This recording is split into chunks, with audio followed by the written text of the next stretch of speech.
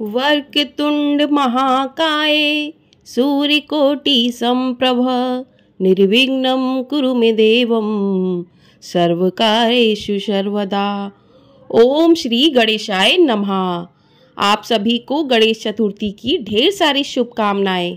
आप सभी पर बप्पा अपनी कृपा सदैव बनाए रखें। हर साल भादो मास के शुक्ल पक्ष की चतुर्थी को गणेश चतुर्थी का पर्व पूरे देश में बड़े ही धूमधाम के साथ मनाया जाता है। इस दिन भक्त भगवान गणेश को अपने घर पर पूरे हर्ष और उल्लास के साथ गाजे बाजे के साथ लेकर आते हैं। उसके बाद सभी लोग घर में बप्पा की स्थापना करते हैं और बप्पा का पूरे विधि विधान से पूजन करते हैं और बप्पा से कहते हैं कि मेरे सारे विघ्न हरे। तो बप्पा अपने भक्तों के सारे विघ्न हर के 11वें दिन वापस अपने धाम चले जाते हैं। तो अनंत चतुर्दशी के दिन बप्पा का विसर्जन किया जाता है। कुछ लोग 1.5 दिन, 3 दिन, 5 दिन, 7 दिन का स्थापना करते हैं। तो जिस प्रकार से आप स्थापना करते हैं जितने दिनों की, उतने दिन पूरे विधि विधान से बप्पा का दोनों समय पूजन किया जाता है, आरती की जाती है, बप्पा की पूजा की जाती है। इस प्रकार से बप्पा की स्थापना घर पर की जाती है। हिंदू धर्म में गणेश चतुर्थी के पर्व का विशेष महत्व माना जाता है। यह पर्व भगवान गणेश के जन्मोत्सव के रूप में मनाया जाता है। मान्यताओं के अनुसार भगवान गणेश सभी प्रकार के विघ्नों को दूर करते हैं और एक नए कार्यों की शुरुआत में शुभ फल देते हैं। इस दिन भगवान गणेश की मूर्ति की विधि पूर्वक स्थापना की जाती है और 10 दिनों तक उनकी पूजा अर्चना की जाती है। यह त्यौहार हर साल भाद्रपद माह की चतुर्थी तिथि को मनाया जाता है। गणेश चतुर्थी का ये उत्सव 10 दिनों तक चलता है और अनंत चतुर्दशी के दिन गणेश जी की प्रतिमा के विसर्जन के साथ ही इस उत्सव का समापन हो जाता है। उत्सव के अंतिम दिन को गणेश विसर्जन के नाम से भी जाना जाता है। इस दिन भक्तजन पूरे धूमधाम के साथ गणपति बप्पा को विदाई देते हैं और उनसे अगले साल फिर से आने की प्रार्थना करते हैं। तो साल 2024 में गणेश चतुर्थी 7 सितंबर दिन शनिवार को मनाई जाएगी और इस दिन बप्पा के स्थापना का और बप्पा को घर लाने का शुभ मुहूर्त रहेगा सुबह 11:03 से लेकर दोपहर 1:34 तक। तो सुबह 11:03 से लेकर 1:34 के बीच में ही बप्पा को घर में लाकर उनको स्थापित करना है, उनका पूरे विधि विधान से पूजन करना है। तो आइए अब जान लेते हैं कि बप्पा की स्थापना विधि क्या है, किस प्रकार से बप्पा की स्थापना करनी चाहिए। तो बप्पा को सबसे पहले आपको लेकर आना होगा पूरे गाजे वाजे के साथ। तो बप्पा को जब दरवाजे पर लेकर आते तो उनका स्वागत करना चाहिए। स्वागत करके बप्पा को अंदर लेकर आना चाहिए। उससे पहले आपको एक अच्छा सा मंडप तैयार कर लेना है जहाँ पर बप्पा को विराजित करना है, विराजमान करना है। तो मंडप आप अच्छे से फूलों से, पत्तों से, झड़ियों से, गुब्बारों से, लड़ियों से, लाइटों से, जैसा चाहे आप बप्पा के लिए मंडप तैयार कर सकते हैं। तो मंडप में एक चौकी बिछाइए, चौकी पर लाल रंग का वस्त्र बिछाइए क्योंकि बप्पा को लाल रंग का वस्त्र बहुत पसंद है। तो लाल रंग का वस्त्र बिछाइए, उस पर एक पाटा रखिए, बप्पा का स्थान बनाइए और बप्पा को वहाँ पर विराजमान कीजिए।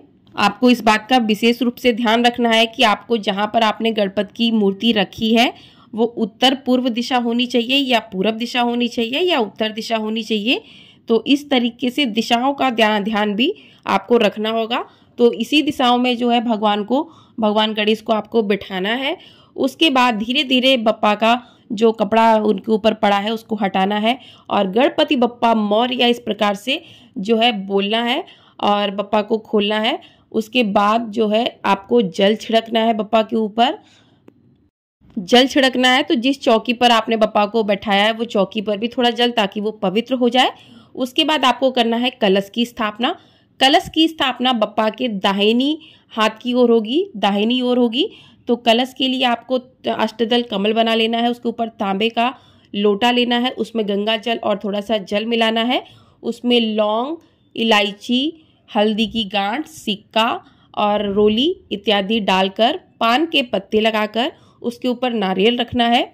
नारियल यदि आप खड़ा रखते हैं तो उसका मुख ऊपर की ओर रहेगा और यदि आप नारियल को लिटाकर रखते हैं तो नारियल का मुख जो है आपकी तरफ रहेगा। और जो आपने लोटा लिया है, लोटे के कंठ पे कलावा बांध दें, वहाँ पर स्वास्तिक बनाएं लोटे के ऊपर और नारियल के ऊपर आप कोई चूनर भी बांध सकते हैं या फिर आप कलावा भी लपेट सकते हैं। तो इस प्रकार से नारियल की स्थापना, कलश की स्थापना कर लें। तो नारियल की स्थापना हो गई, कलश की स्थापना हो गई। अब करते हैं बप्पा का पूजन। तो पूजन के लिए सबसे पहले आपने जल छिड़क कर पूरा पवित्र कर लिया अच्छे से। अब जलाते हैं दीपक। तो बप्पा को आपने जहाँ पर बैठाया वहाँ पर बप्पा को आसन देकर बैठाया है। दीपक के लिए थोड़ा सा चावल का आसन दे दें। और आपको जो आपके घर में गणेश जी हैं उनको भी आप पाटे पर विराजमान कर सकते हैं। और रिद्धि सिद्धि माता अगर आपके पास नहीं है तो आप सुपाड़ी रख सकते हैं। तो नीचे थोड़ा चावल का आसन देकर उस पर 2 सुपाड़ी रख लीजिए रिद्धि सिद्धि माता के स्वरूप में।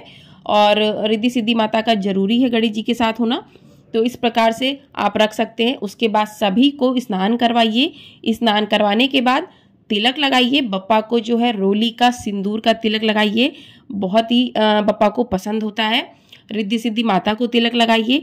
वस्त्र रूपी कलावा अर्पित कर दीजिए आप। अगर आप वस्त्र लेकर आए हैं बप्पा के लिए तो बप्पा को वस्त्र पहनाइए।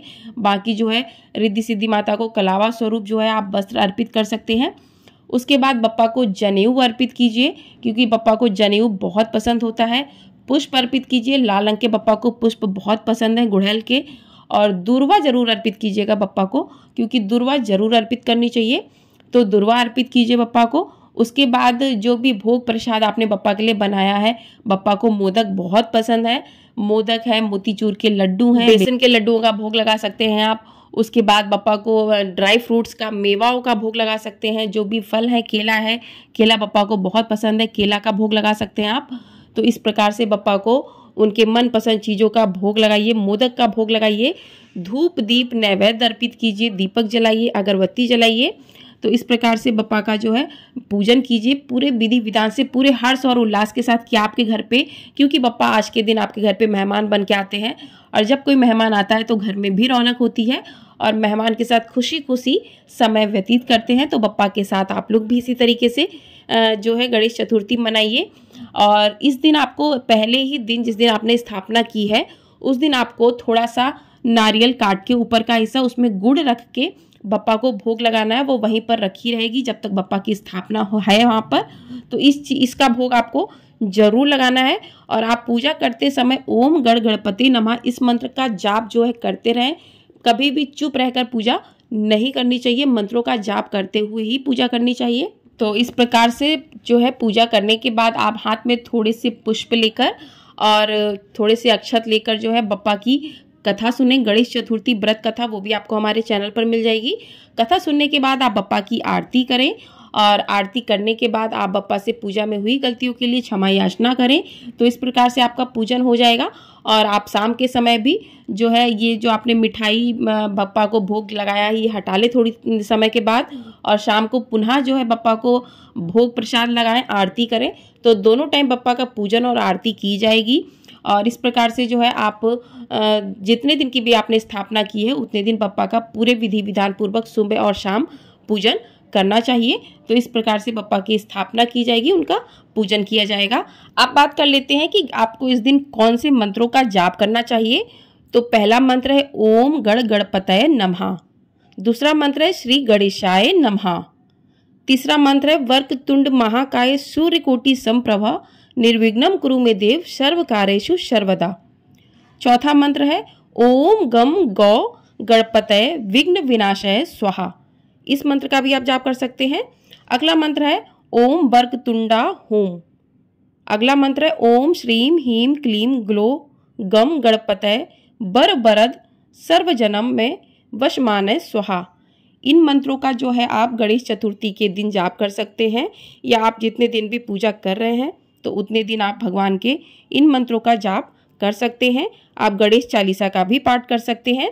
तो इस प्रकार से जो है आप जाप करते हुए भगवान के सामने भजन कीर्तन करते हुए अच्छे से बप्पा का स्वागत कीजिए, अच्छे से बप्पा का पूजन कीजिए। अब बात करते कुछ बातों का आपको विशेष रूप से ध्यान रखना है कि बप्पा की पूजा में तुलसी या केतकी के फूल का प्रयोग बिल्कुल भी नहीं करना चाहिए।